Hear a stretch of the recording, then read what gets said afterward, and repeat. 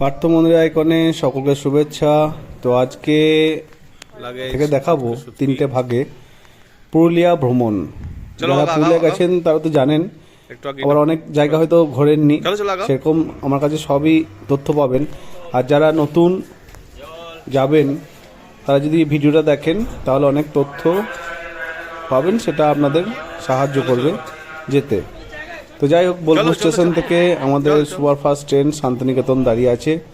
ট্রেনে চেপে আমরা বেরিয়ে পড়লাম পুরুলিয়ার উদ্দেশ্যে। যেতে যেতে খুব ভালো লাগে চারিদিক তাকাতে। তো সব কিছু ছেড়ে রাত্রি 9:30 নাগাদ আমরা নামলাম পুরুলিয়া স্টেশনে। আমাদের আরেক বন্ধু ছিল, ফ্যামিলি, দুজনা মিলে ফ্যামিলি নিয়ে একদম চলে গেলাম হোটেলে। আকাশগঙ্গা হোটেল, পুরুলিয়ার টাউনে, খুব ভালো হোটেল, খুব চিপের মধ্যে। তারপর রাত্রে থাকার পর সকালের দিকে তো টিফিন করতে হবে, খিদে লেগেছে। তো ওখানে চপ মুড়ি সবই পাওয়া যায়, কিন্তু আমার ছেলে খাবে লিটি চোখা। তো লিটি চোখা খাওয়া হয়ে যাওয়ার পর আমরা সব মুড়ি খেয়ে নিলাম। তারপর টিফিন করে আমাদের গাড়ি যেহেতু চলে এসেছিলো, আমাদের যেখানে থাকবো নীলদ্বীপায়ন, সেখান থেকে গাড়ি পাঠিয়ে দিয়েছিল। তো আমরা পুরুলিয়া থেকে আমরা বেরিয়ে পড়লাম। প্রথম হচ্ছে পারডি লেক। পারডি লেক হচ্ছে প্রথম গন্তব্য। আমরা সকাল 9:30 নাগাদ বেরিয়েছিলাম। তো মোটামুটি আমরা পারডি লেকের কাছে চলে এসেছি। আর এত সুন্দর ভিউ, সবই পাহাড়, তার মধ্যে একটা ছোট্ট একটা বেশ লেক। ডাল লেক যেমন দেখেছেন, ডাল লেকের মতন কাছাকাছি। এই জিনিসটা আমার খুব ভালো লেগেছে, এই জায়গাটা। চারিদিকে পাহাড়ের মিডিলে, দুদিকে লেকের মতন জায়গাটা। একদিকে ঝর্ণা ঝরছে, ডান দিকের জায়গাটা হচ্ছে নিচে ঝর্ণা আছে হালকা অল্পর মধ্যে, আর বাঁ দিকটা হচ্ছে সেটা হচ্ছে লেক।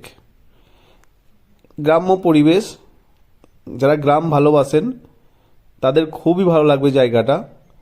তবে হ্যাঁ, খুব গরমের সময় হয়তো যেতে পারবেন না, গরমে খুব প্রচণ্ড ওখানে তাপমাত্রাটা বেড়ে যায়।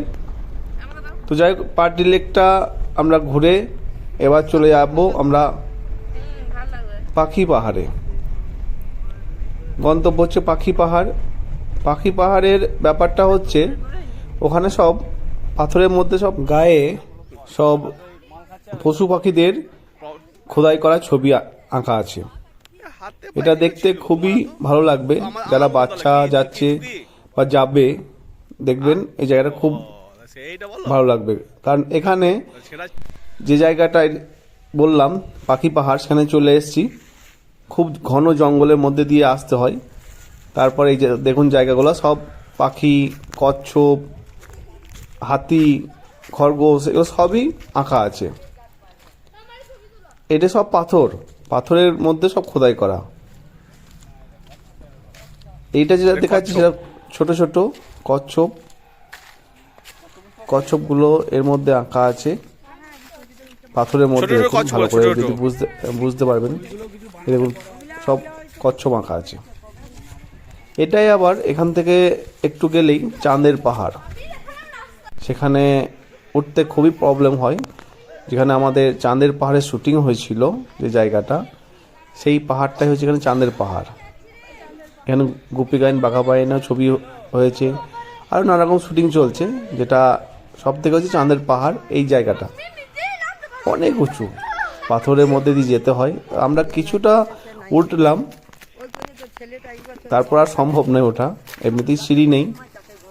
তারপর ওখান থেকে আবার নেমে গেলাম। তখন প্রায় 1:40, 1:45 বেজে গেছে।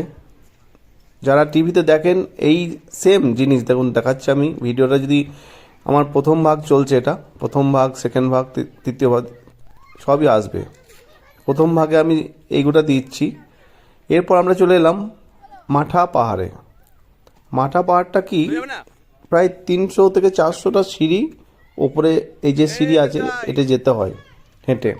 সবই বেশিরভাগই সিঁড়িতে হেঁটে যেতে হয়, আর সব এরকমই 200, 250, 300 সিঁড়ি।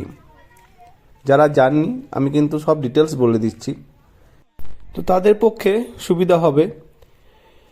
এবার এই সিঁড়ি শেষ হয়ে যাওয়ার পর তারপরে আবার কিন্তু মন্দিরটা যেতে গিয়ে তখন কিন্তু সিঁড়ি নেই, সেই পাথর যেগুলা রাস্তা, পাথরের রাস্তার মতন, সেখানে যাওয়া অসম্ভবই চলে। হয়তো ইয়াং জেনারেশন কিছুটা হলেও যেতে পারে, আর যারা বয়স্ক লোক তাদের না যাওয়াই ভালো, সম্ভব হবে না। তো যাই হোক, এইটা আমার প্রথম পার্ট ছিল পুরুলিয়ার বোলপুর স্টেশন থেকে আপ টু পুরুলিয়ার এটা মাঠা পাহাড় পর্যন্ত আমি সব ডিটেলস দিলাম। আশা করি আপনাদের ভালো লাগবে।